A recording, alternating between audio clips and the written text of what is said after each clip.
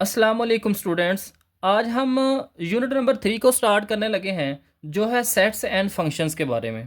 तो सबसे पहले हम सेट के बारे में पढ़ेंगे और उसके बाद हम फंक्शंस को स्टडी करेंगे। तो सेट बेसिकली होता क्या है? सेट होता है collection of well defined and distinct objects. ये ऑब्जेक्ट्स का जो है ये इकट्ठ होता है, यानी जब भी हम ऑब्जेक्ट्स को इकट्ठा करते हैं तो जो चीज़ बन जाती है उसको हम कहते हैं सेट।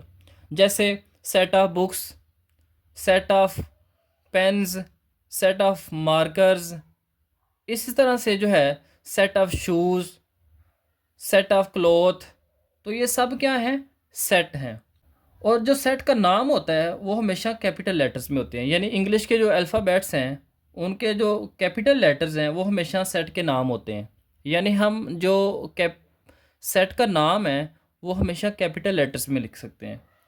उसके बाद मेंबर्स या एलिमेंट्स जो होते हैं सेट्स के, ये स्मॉल लेटर्स में लिखे जाते हैं, जैसे स्मॉल ए हो गया, स्मॉल बी हो गया, इस तरह से। अब सेट को डिस्क्राइब करने के कुछ मेथड्स हैं, यानी सेट्स को लिखने के कुछ मेथड्स हैं जो हम यूज़ करते हैं। तो सबसे पहले है डिस्क्रिप्टिव फॉर्म। डिस्क्रिप्टिव मतलब डिस्क्रिप्शन की फॉर्म, जिसको आपने डिस्क्राइब करना है। और डिस्क्राइब कब होता है? जब आप वर्ड्स में लिखते हैं।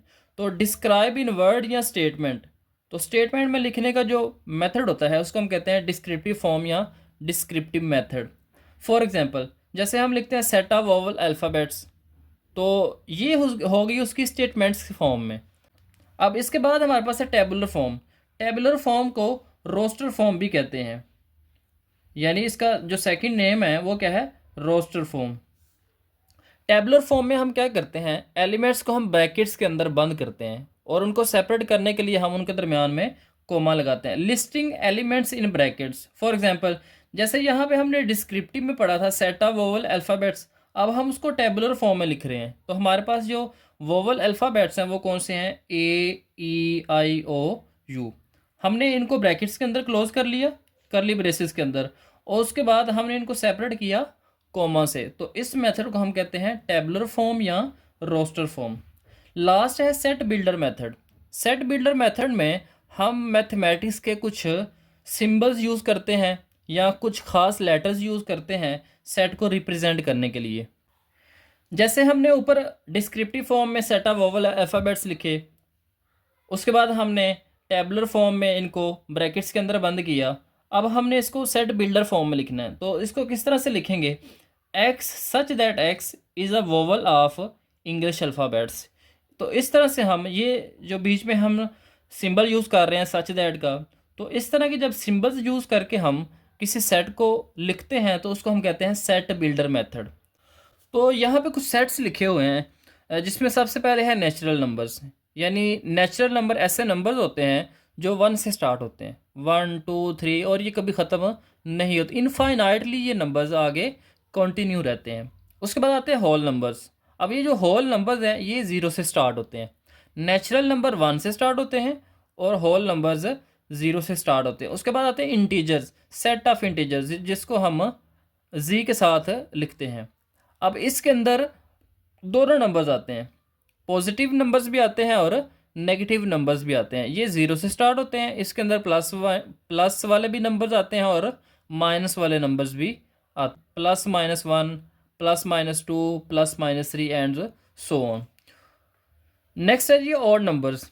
ऑड नंबर्स ऐसे नंबर्स होते हैं जो टू के टेबल पे नहीं आते, यानी टू से डिवाइड नहीं होते। ऐसे नंबर्स को हम ऑड नंबर्स कहते हैं। जैसे प्लस माइनस वन है, प्लस माइनस थ्री है, प्लस माइनस फाइव है। ये ऐसे नंबर्स हैं जो टू के टेबल पे नहीं आते या टू से डिवाइड नहीं हो सकते। नेक्स्ट है इवन नंबर्स। तो इवन नंबर ऐसे नंबर्स होते हैं जो टू से डिवाइड हो सकते हैं, यानी टू के टेबल पे आते हैं। तो जिसमें है zero, plus minus two, plus minus four, इस तरह से ये आगे कंटिन्यू रहते हैं। तो स्टूडेंट्स नेक्स्ट है प्राइम नंबर्स।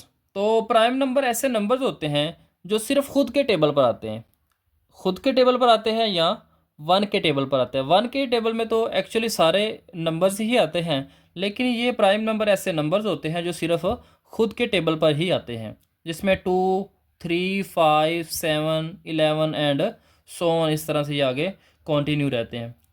नेक्स्ट है rational numbers and irrational number. Rational number ऐसे नंबर होते हैं जिनको हम पी ओवर क्यू की फॉर्म में लिख सकते हैं। इसी तरह से जो इरेशनल नंबर होते हैं इनको हम पी ओवर क्यू की फॉर्म में नहीं लिख सकते।